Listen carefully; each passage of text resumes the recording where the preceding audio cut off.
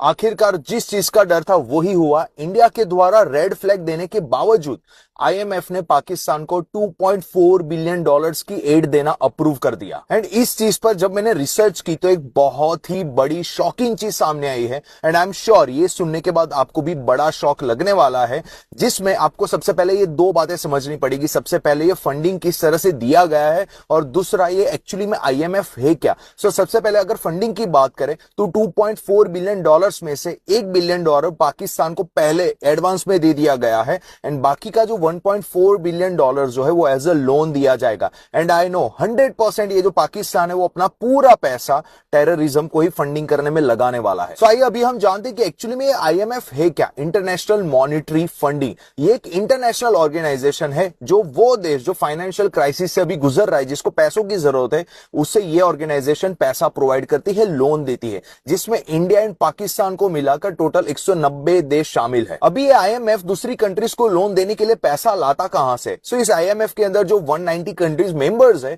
वो सभी लोग अपनी इकोनॉमी के हिसाब से पैसा जमा करवाते हैं। जो कंट्री जितना ज्यादा पैसा जमा करवाएगी उस कंट्री के पास उतना बड़ा वोटिंग पावर रहेगा इस आईएमएफ के अंदर। एंड करंटली आईएमएफ के अंदर यूएसए का सबसे बड़ा वोटिंग पावर है एंड आईएमएफ की ऑफिस यूएसए के अंदर है। अभी यहां पर गौर करने वाली बात यह है कि पाकिस्तान को बिना किसी बड़े वोटिंग पावर के आईएमएफ से पैसा मिलना पॉसिबल ही नहीं था। यहां पर मैक्सिमम पॉसिबिलिटी है कि यूएसए ने भी पाकिस्तान के फेवर में ही वोट दिया है। लेकिन चलो मान लो हम यहां पे यूएसए को एक बेनिफिट ऑफ डाउट देते हैं कि भाई यूएसए एंड इंडिया दोनों ने पाकिस्तान के खिलाफ वोट दिया होगा एंड बाकी सारी कंट्रीज ने पाकिस्तान के फेवर में वोट दिया होगा, लेकिन यूएसए के पास आईएमएफ में भी वीटो पावर है।